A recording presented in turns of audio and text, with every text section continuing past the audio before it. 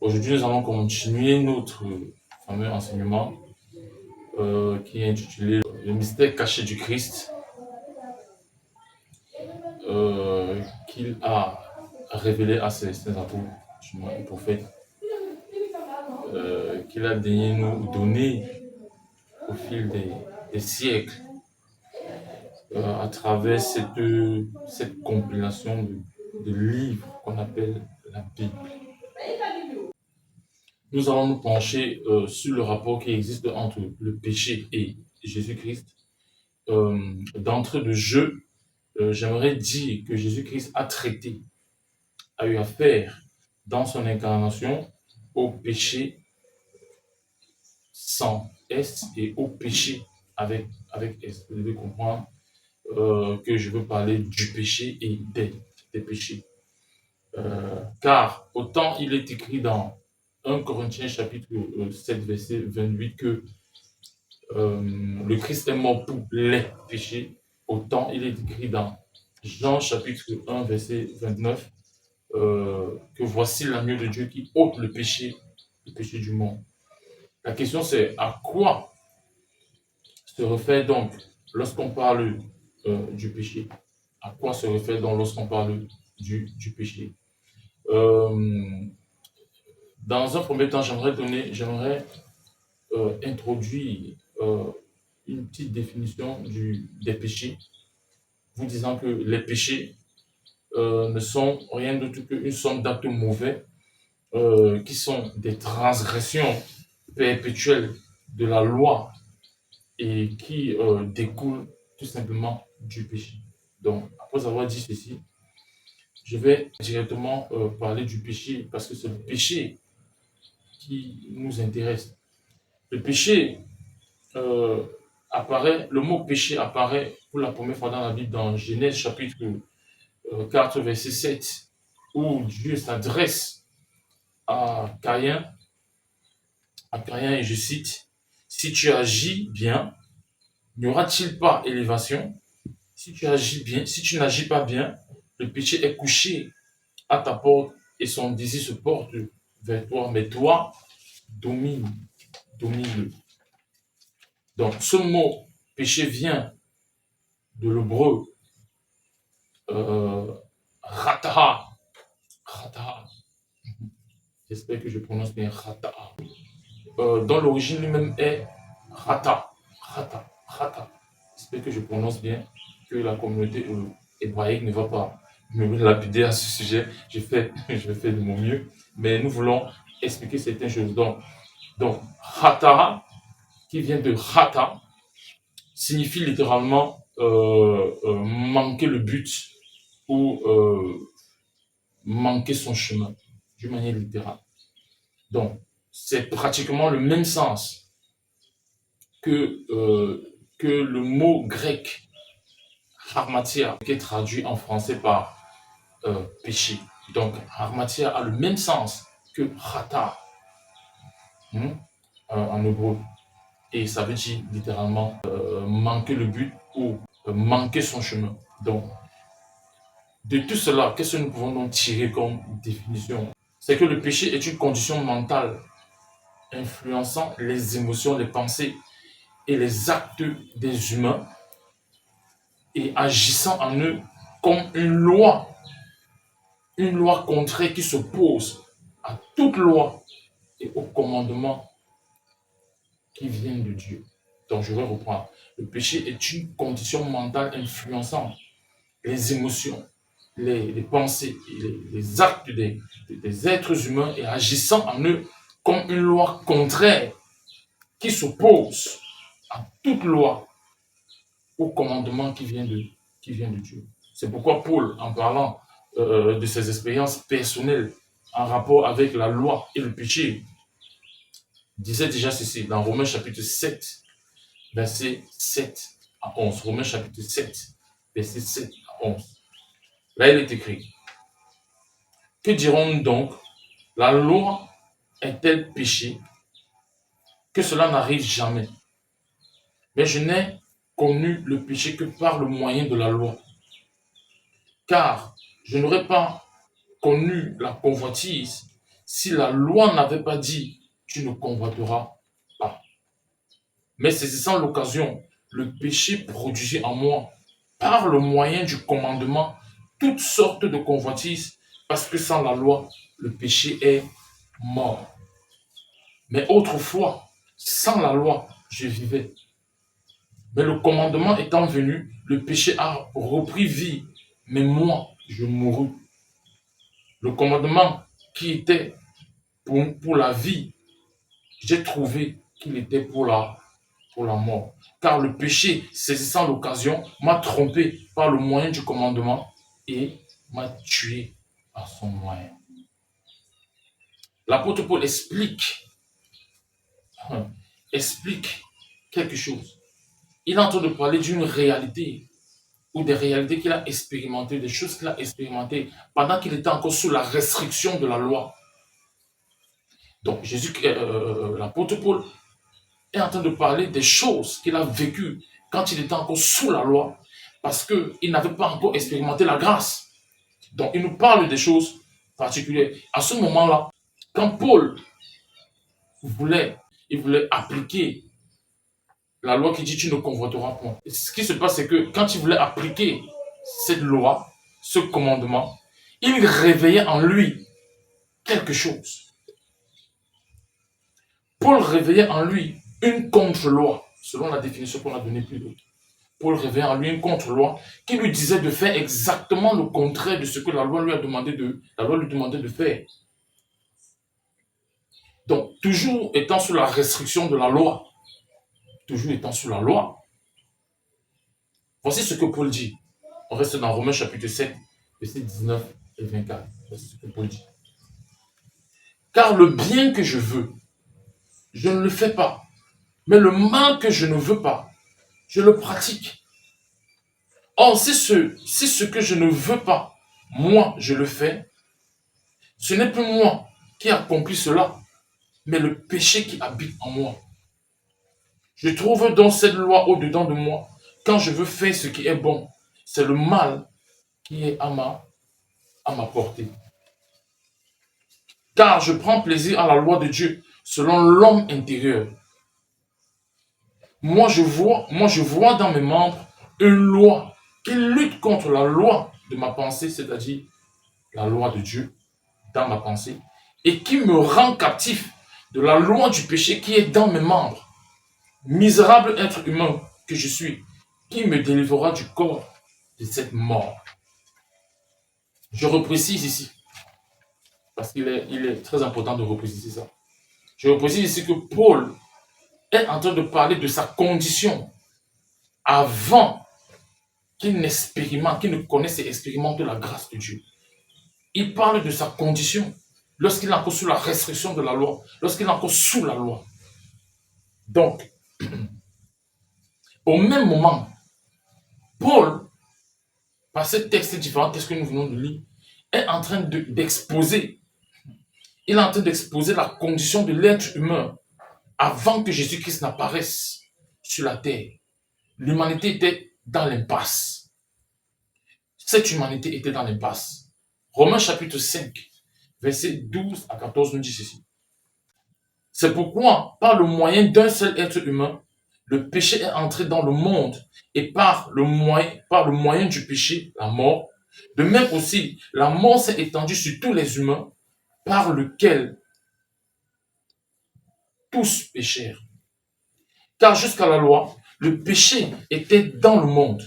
Or, le péché n'est pas mis en compte car il n'y a pas de loi. Mais la mort a régné depuis Adam jusqu'à Moïse, même sur ceux qui n'avaient pas péché par une transgression semblable à celle d'Adam. Une transgression semblable à celle d'Adam. La question qu'on peut se poser, c'est comment est-ce que l'humanité a-t-elle été finalement, ou bien est finalement sortie de cette impasse? Parce qu'on a dit tout à l'heure que Jésus-Christ, l'humanité était dans l'impasse avant que Jésus-Christ apparaisse. C'est ce que Paul a passé son temps à exposer. Maintenant, comment donc l'humanité est sortie de cette impasse? Question. Voici ce que Paul dit dans Romains chapitre 5, verset 15. Romains chapitre 5, verset 15. Paul donne un début de réponse à cela. Mais il n'en est pas du don de la grâce comme de la faute. Car si par la faute d'un seul, il en est beaucoup qui sont morts, à bien plus forte raison, la grâce de Dieu et le don de grâce d'un seul être humain, Jésus-Christ, ont-ils été abondamment répandus sur beaucoup, c'est-à-dire sur tout le monde. Autrement dit, pour sortir l'être humain de cette impasse, Dieu a actionné la grâce. Dieu a actionné la grâce. Pendant que Adam destinait les êtres humains à partir de sa transgression, pendant que Adam, à partir de sa transgression, a destiné les êtres humains à, à, à, à, à vivre, à souffrir du péché. Il a conditionné l'humanité dans le péché. À cause de son unique transgression, toute l'humanité a été conditionnée dans le péché. Lorsque Dieu lui a dit, tu ne mangeras pas de ce fruit, car le jour où tu le mangeras, tu mourras. C'est ce que Dieu lui avait dit. Et qu'est-ce qu'il a fait? Ils mangèrent. Donc, ils ont désobéi, ils ont transgressé cette loi, parce que c'était la loi qui leur avait été donnée, un commandement qui leur avait été donné. Ils ont transgressé. Quand ils ont transgressé, dès cette transgression, toute l'humanité a été conditionnée. Toute l'humanité a été conditionnée à faire l'expérience, à être influencée puissamment par le péché. C'est pourquoi il est dit que même ceux qui n'ont jamais transgressé la loi, comme Adam, tous ont été soumis à la condition du péché. Tous sans exception. Donc, toutes les personnes jusqu'à Jésus-Christ, jusqu'à avant que Jésus-Christ apparaisse. Très important. Donc, pendant que Adam plutôt est en train de, par son péché, à conditionner les êtres humains à être influencés puissamment, pour être sous l'influence puissante de la loi, du péché, mais Jésus-Christ, par contre, qu'est-ce qu'il a fait? Il a conditionné les êtres humains à faire quoi? À être sous l'influence de la grâce. Il a conditionné les êtres humains, tous les êtres humains, à faire l'expérience de Dieu en eux. C'est ça la différence entre Adam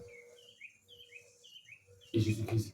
Et c'est de cette façon que Jésus-Christ a fait comment? A enlevé cette impasse dans laquelle les êtres humains étaient baignés. Parce que cette impasse faisait qu'il était impossible que l'être humain connaisse Dieu tel que Dieu le connaît.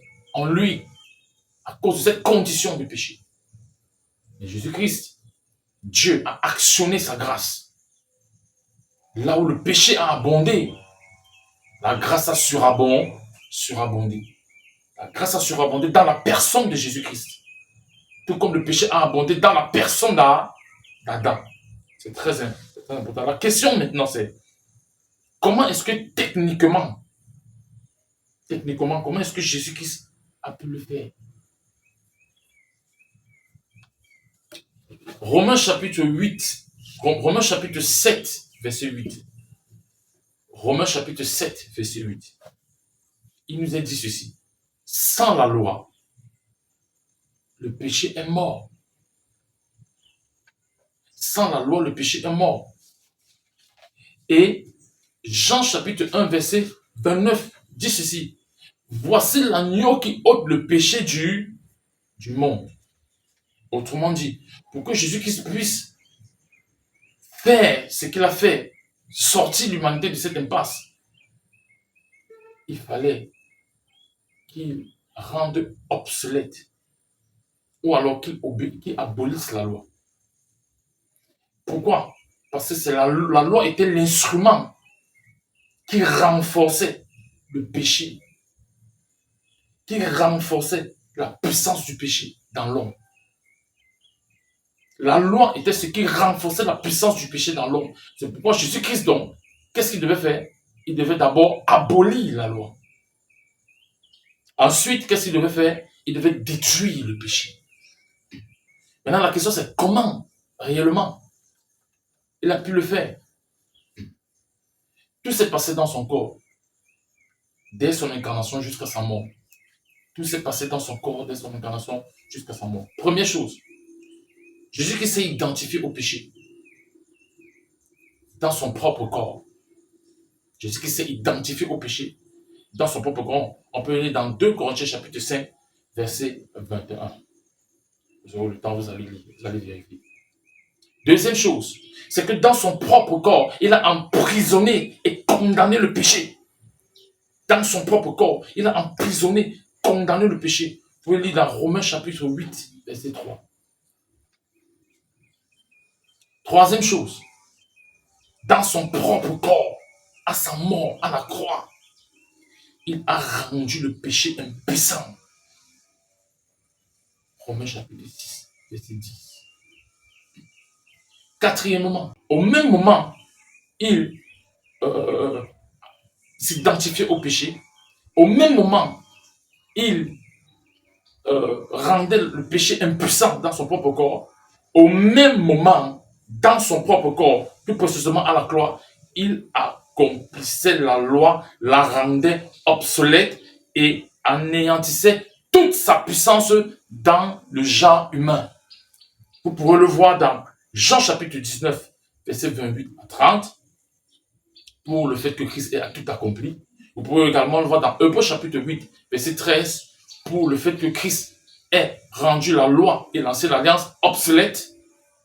Vous pouvez également lire dans Colossiens chapitre 2, verset 14 et Éphésiens chapitre 2, verset 15, pour le fait que Christ ait anéanti tous les actes, Christ a effacé les actes dont les ordonnances nous condamnaient et les a cloués à la croix.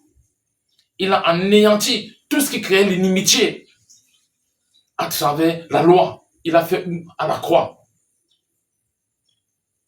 En 5.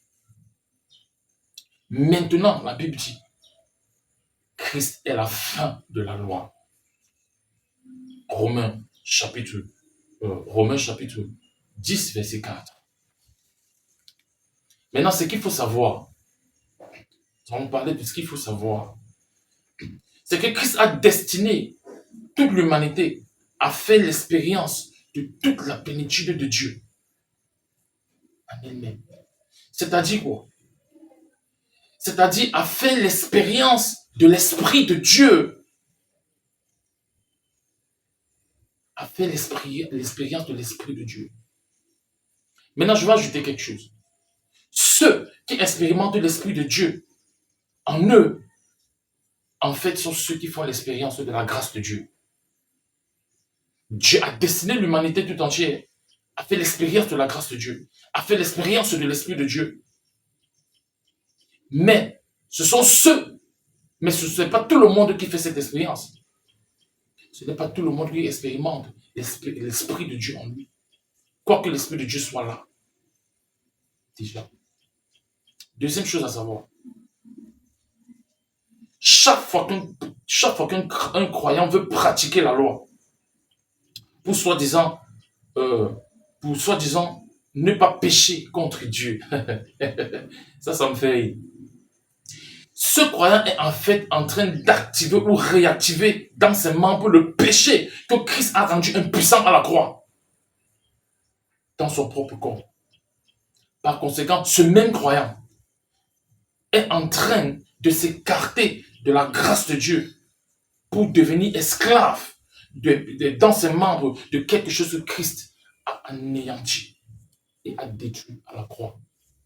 C'est très important de noter cela. Troisièmement, si vous lisez la loi pour la pratiquer, mes frères, je m'adresse à vous qui me regardez actuellement, je m'adresse également à tous ceux qui sont ici avec moi. Si vous pratiquez la loi, si vous lisez la loi pour la pratiquer, ou alors, lorsque vous avez qu'est-ce que je pourrais dire? Lorsque vous voulez pratiquer ne serait-ce qu'une seule ou un seul commandement pour plaire à Dieu, sachez que vous vous écartez totalement de la grâce de Dieu. Totalement de la grâce de Dieu. Car Paul a dit dans 2 Corinthiens chapitre 3, versets 13 à 14, que chaque fois que vous plongez vos pensées dans la loi, c'est en Jésus-Christ que vous disparaissez. C'est ce que Paul a dit. 2 Corinthiens chapitre 3, versets 13 à 14. Chaque fois que vous plongez vos pensées dans la loi, c'est en Jésus-Christ que vous disparaissez. Autre chose à savoir, en 4, voici ce que la grâce de Dieu vous dit, parce que la grâce de Dieu a un langage. Voici ce que la grâce de Dieu dit dans son langage. Laissez-vous conduire par l'esprit et vous n'accomplirez jamais les œuvres de la chair. Galates chapitre 5, verset 16. Vous savez pourquoi Paul le dit? Parce qu'il sait que les désirs de la chair sont tout simplement des choses que la loi interdit. Autrement dit, si vous êtes conduit par la grâce, vous ne marcherez jamais sous la loi pour essayer de la satisfaire. Car la loi excite la chair, alors que la grâce excite l'esprit. Tant que vous ne marchez, tant que vous laissez conduire par l'esprit, on ne parlera jamais de la loi en vous. Parce que vous n'êtes plus mu par la loi et par conséquent, vous n'êtes plus esclave du péché. Parce que tant qu'il y a la loi, il y a le péché. Mais s'il n'y a pas la loi, c'est-à-dire s'il y a maintenant autre chose comme l'esprit, comment est-ce qu'on peut parler du péché? Vu que c'est l'esprit qui vous conduit, vu que c'est l'esprit qui vous amène à fonctionner, vu que vous n'êtes plus sous les restrictions de la loi qui vous dit faites ceci, faites cela, ne faites pas ceci, ne faites pas cela. Non, mais la grâce, elle ne vous donne pas de restrictions.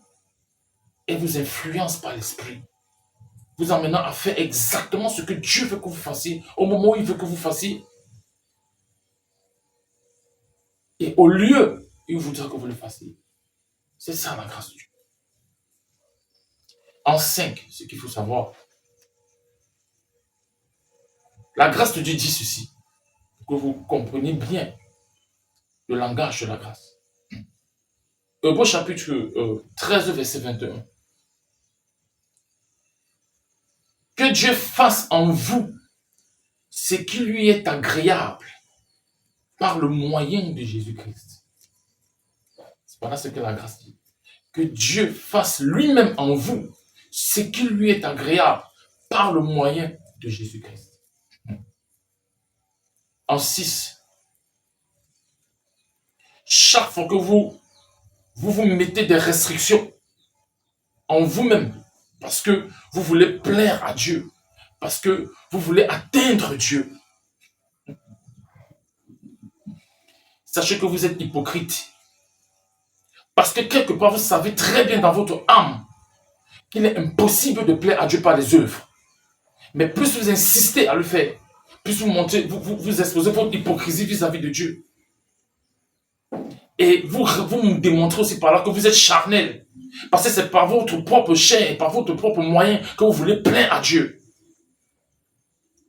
Or, la chair ne peut pas plaire à Dieu.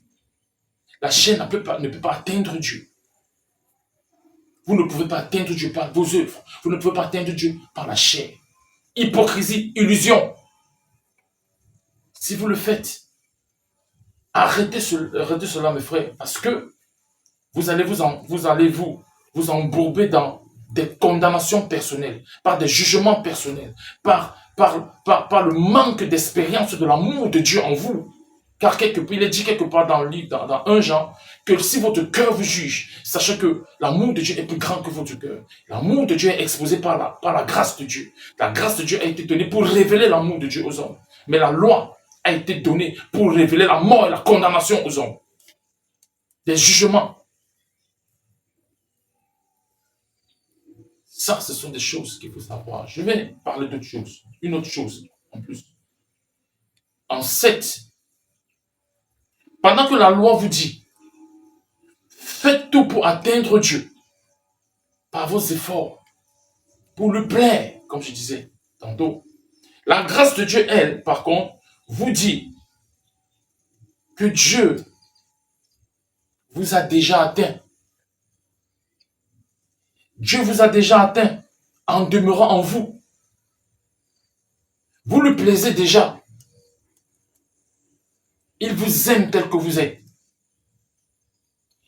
Il s'en fout de tout ce que vous pouvez manifester comme œuvre. Il se fout de tout ça. La grâce de Dieu vous dit, la grâce de Dieu vous dit, Dieu n'a rien à foutre avec vos œuvres pour lui plaire. La grâce de Dieu vous dit, Dieu vous aime déjà. Vous plaisez déjà à Dieu tel que vous êtes. Pourquoi? Parce qu'il y a quelqu'un qui a plu en Dieu pour vous et en tant que vous. Il s'appelle Jésus-Christ. Le langage de la loi n'est pas le langage de la grâce. En 8, ce qu'il faut savoir. Pendant que la loi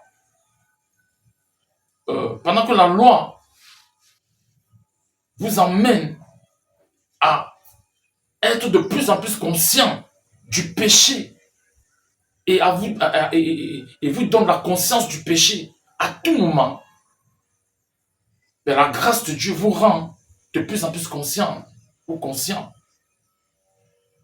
de l'innocence du Christ qui est déjà en vous, de la justice de Dieu que Christ vous a octroyé, non pas par vos mérites, non pas par vos œuvres, mais par l'amour de Dieu.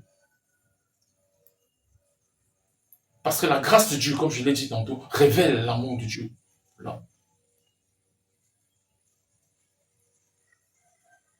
La grâce de Dieu vous rend plus conscient de l'innocence du Christ qui est en vous. En 9, aux yeux de Dieu, vous devez le savoir, c'est très important. Aux yeux de Dieu, il n'y a point de péché. Car Christ a ôté le péché. Je sais que beaucoup ont peur de le déclarer. Parce que d'aucuns disent que si on le dit, c'est une façon de donner la licence à certaines personnes de commettre le péché. Or, ce que vous oubliez, c'est que en pensant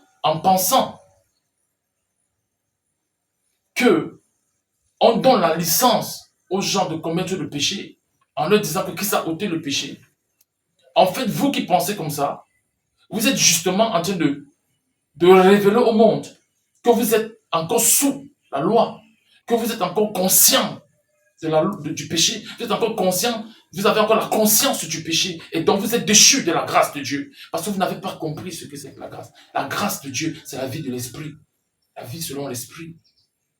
Vous ne pouvez pas avoir une vie selon l'esprit et parler encore du péché, c'est impossible. En 10, frère,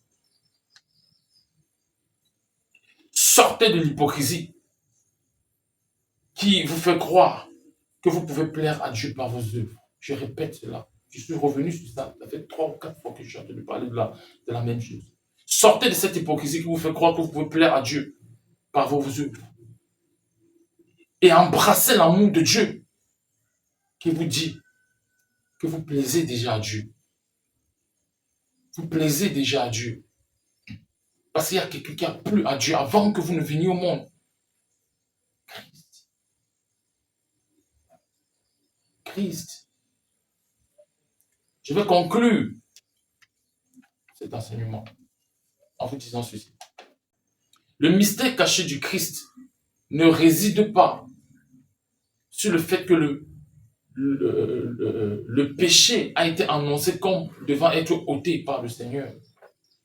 Mais le mystère caché du Christ, ici, réside plutôt dans le fait que Christ, ou dans la façon ou la manière dont Christ a traité avec cette affaire, dans son corps et dans sa personne.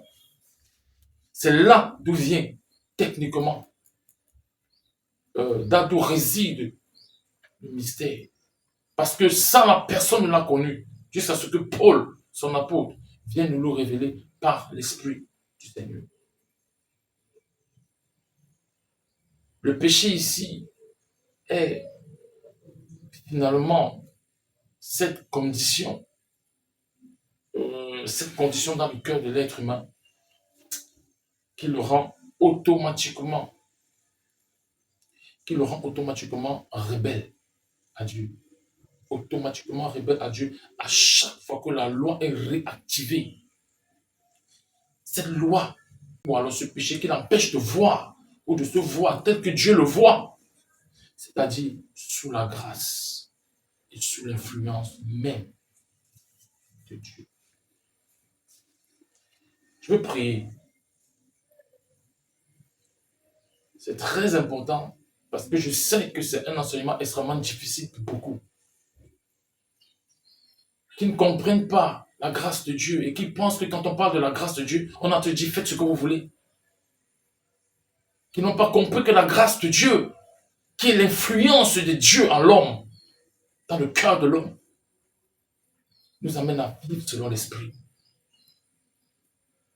Et la grâce de Dieu nous évite la loi, nous évite de tomber dans les travers du péché, tel que la loi l'a donné.